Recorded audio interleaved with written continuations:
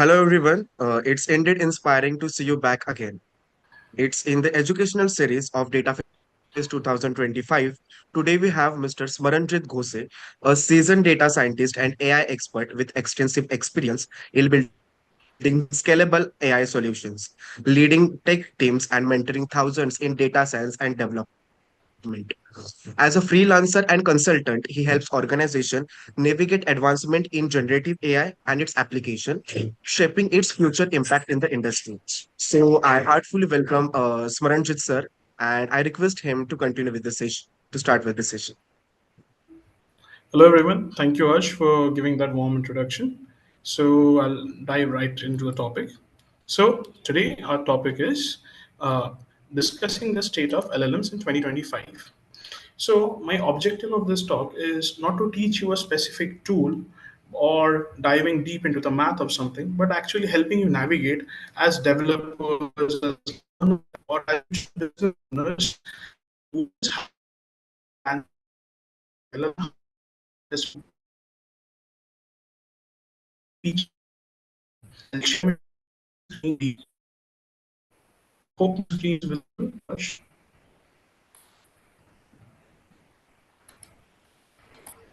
Okay. Just give me a thumbs up if my screen is visible. All right, let's. So, let's start with the discussion of what we are doing. Everyone has heard about and definitely used ChatGPT, which is one of the revolutionary tools.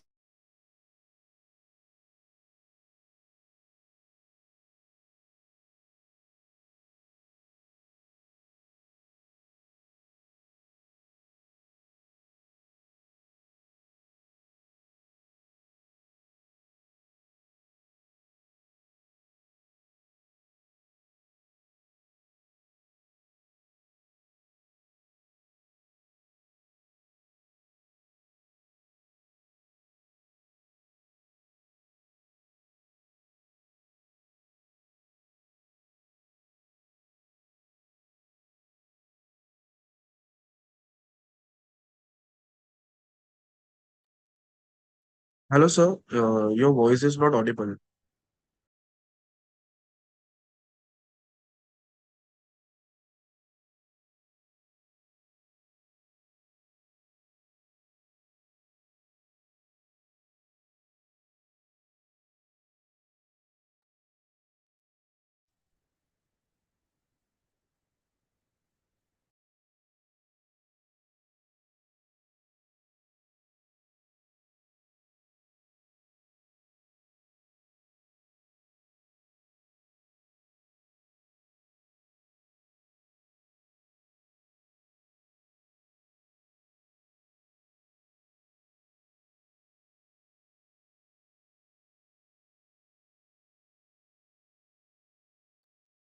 Hello guys, I think there is some technical issue. Just a minute.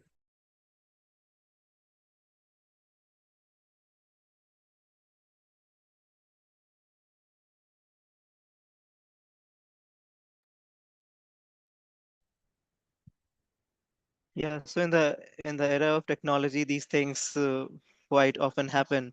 I think this is going to be an interesting session on Gen AI, and those I think professionals, students, or anyone who is aspiring to learn Gen AI or aspiring to learn AI ML. So this session will give a lot of insights that how the machine learning works, how artificial intelligence works, and how today this has got transformed to generative AI, where AI can generate content, AI can generate images, AI can generate music. So much of things AI can do today. So we'll be waiting for some time till the time the guest speaker is adjusting the technical issues, and then we will continue. So meanwhile, I would like to basically discuss with the participants. I hope my voice and video is clear. Hers, could you please confirm? Yes, sir, it's clear. Yes, sir. Yes, sir. Yes. Okay, all right. Yeah, so this topic interests me also a lot, because if we see that how when we are born, so at that particular time, we as a child keep on observing so much of things everywhere around us. We just keep on observing, and the kind of responses we give, they are very limited. Like, they are, we just cry or we just try to smile. So a couple of gestures only we have when we are a small kid, but after 6 months of time, after 1 year of time, we have captured so much of data, and with that data we start giving more expressions. So this is something, I think from there it has been getting the motivation, and then we came up with the concept of ML. So I would directly hand it over to Smaran. He's back, so let's basically continue with him. Yes, please, Smaran. So I just thought to share my thoughts on AI and ML. Now it's over to you. Please continue. Okay, where did I leave off? Can you give me a point because the connection got cut off? Yeah, at the very beginning only. At the very beginning. Okay, okay, We can restart. okay, okay, Almost we can restart. Yeah. okay, okay. I'll restart. So I hope my screen is visible now. Yes, yes, sir. Yeah. So let's start. So the objective of this talk, as I had mentioned earlier, is to understand how do we navigate the Screen is fast not evolving. shared, I think. I'm sorry. Screen is not shared. Screen is not shared. I think now the screen is shared. Yeah, now it is shared. Yeah. Yes, yes. Apologies for the hiccups. So the objective of this talk is to enable you and empower you with certain concepts, certain skills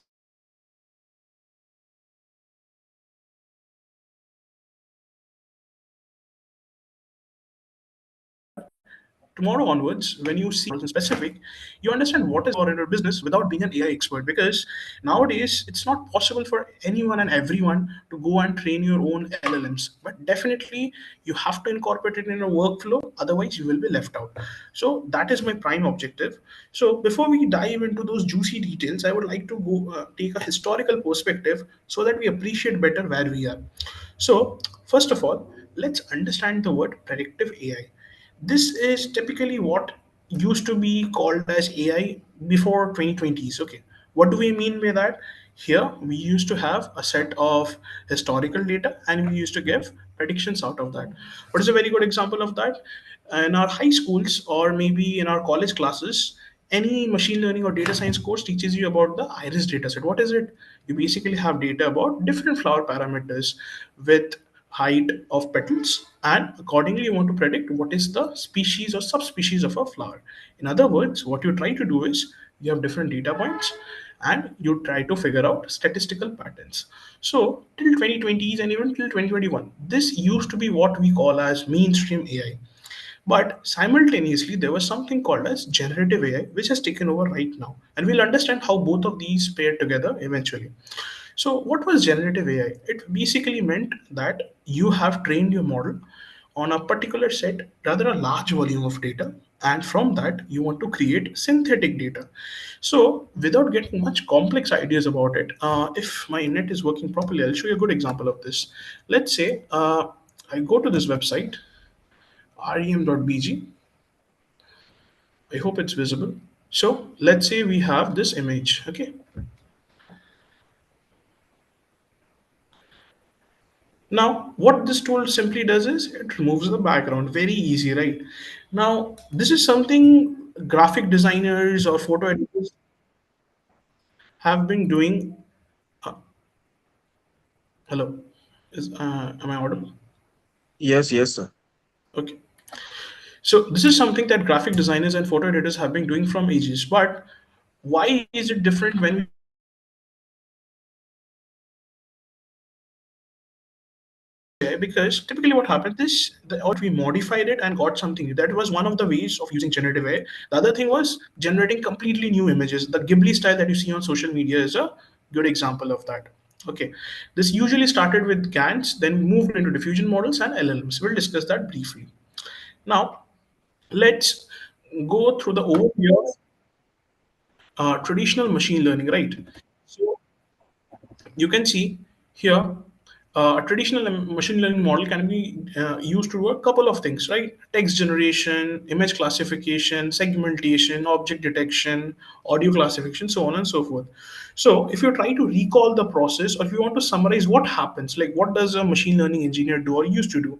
First, you collect the data, Then you clean the data. After that, what is the data here? Typically, if it's a structured data, you have rows and columns, right? The rows represent the data points or the entities, and the columns represent what? Your features. So you try to understand which are the most important features, what is the relative order of features importance. So you do feature engineering. After that, once you're done with this, the next step used to be selecting an appropriate algorithm, right? Depending upon what you're doing. After that, you train the model. Then you see you get some model response. So what will you do? You will validate the model. For that, you will use some kind of performance matrix. And furthermore, if you're not satisfied, you can do hyperparameter tuning. Okay. So this can be said to be a overall summary of what traditional machine learning used to be, and in many firms still this is the process. In cases of advertising firms, in cases of sports predictions, this is what is still used. Now, what is the drawback of this? The drawback of this is, let us say I want to have a ML model that tells me uh, about mental health, right? So in that, if I want to train it, I need some kind of domain expertise, or I need to dig into the research and understand what are the features I need to do. And also at the same time, it has a limitation. For example, a model trained for text generation cannot help you as a image classifier, right? So this is where the generative AI revolution came into the picture. So let's understand how we go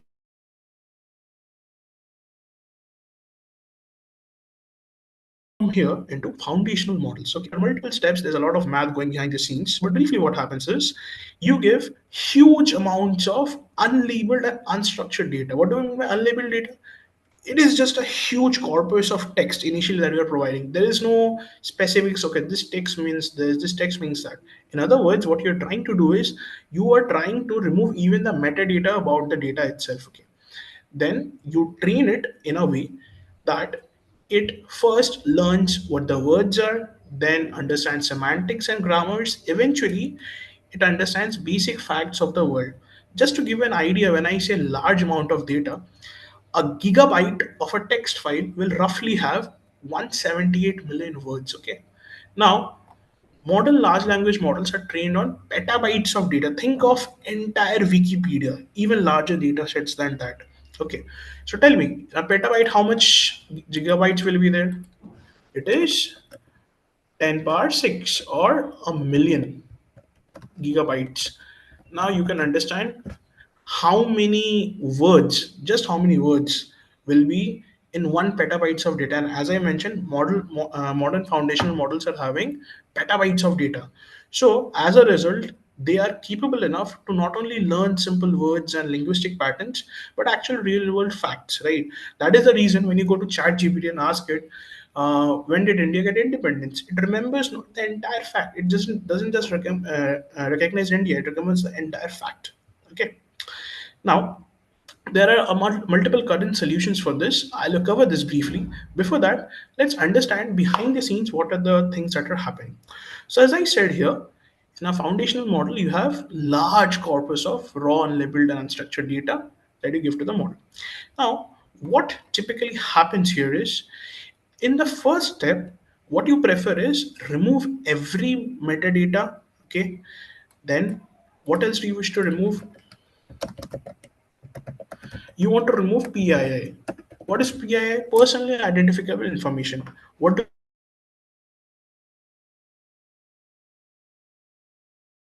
by that?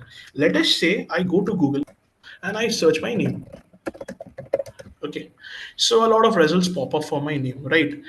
Maybe in one of these results, my phone number or my email ID is there, because maybe I have applied for a job or a consulting role somewhere and my email ID is there. Now this is an information a model should not know. So similar to how we traditionally train models, where we do collecting of the data and cleaning of the data, a huge part of this is removing personally identifiable information, so that No one can just go to ChatGPT and ask for my phone number or my email ID or maybe medical reports, which may be in some server which is available online. Another thing that we take care of is removing hate speech. For example, let us say on Reddit there are different forums for different discussions. Some of those forums are for violent discussions. Freedom of speech is one aspect of society, but that doesn't mean we train a model to abuse us, right? Its responses should be professional. So that is one thing that is taken care of in the initial stage. So why do we do pre-training? So that we get a sufficiently good enough model which can answer general things, which can do some calculations, which has general idea about the world, and in general do not need specific training. Now you have to understand when I say I am using raw unstructured data, think of it logically, right? Let us say today is 4th April, right? If I am taking all the data on the internet till 4th April, tomorrow maybe there is a war in Taiwan, right? That information is not in the news. Now, if you ask the large language model that has been trained today, after a week, can you tell me what happened in the war in Taiwan? It won't be able to tell you. This is what you called as knowledge cutoff. Okay, it's a very simple concept. Think of it this way. Let us say when you were in your university or when you were in your school, you were aware of the affairs of the college. What event is happening? What is the primary research there? But let's say you graduated, went for a higher education, or got a job. Now, if someone asks you about your school or your college, you will be only be able to tell you will not the understanding.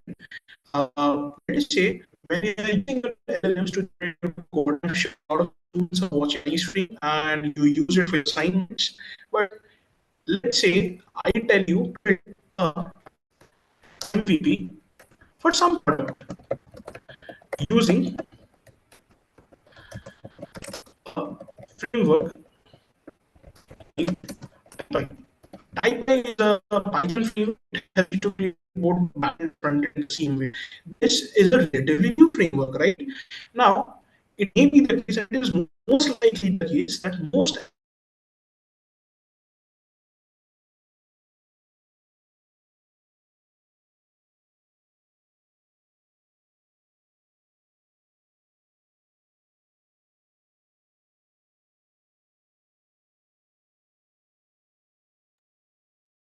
Hello, sir. I think there is again some technical glitch from your side.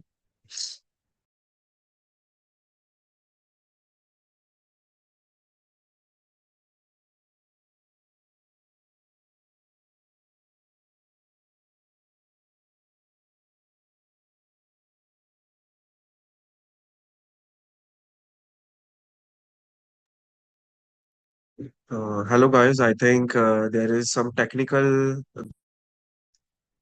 from speaker side. We can have some different discussion till that. So there are many upcoming sessions in coming on board Data Fest 2025. Like we are also conducting many events, many other sessions in all the different domains, diverse domain, I would say. So I would be just sharing some of them with you right now.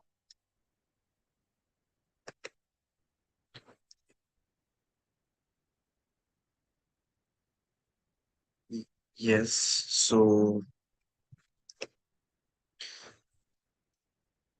So we have planned some many interesting and technical session by a diverse domain with some diverse domain and some specialized speakers, along with some specification and topics on like AI in weather prediction, data security, and privacy-based practices. Even in today's afternoon, we have planned a panel discussion on very best and innovative topic, that is a data-driven decision making in business by all the industry experts, academic experts, and some professionals. So it would be from 3 p.m. to 4:30 p.m. and the link will be shared on the event portal. So through that you can join the session. Also in evening from 4:45 to 5:45, we are having industrial expert session on domain that is emotional intelligence, which will totally give you the idea regarding it, like how to strengthen our mind, how to strengthen our goals, how to do the specification in everything and come up with all those things.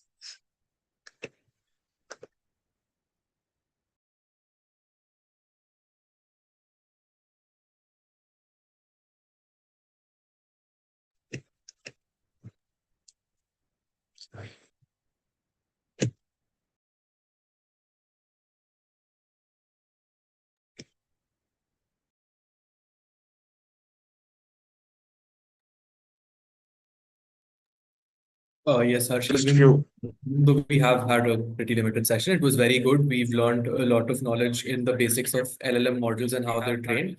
The sir had very industry and societally relevant takes on this, and we appreciate him joining. I think we can conclude this for now.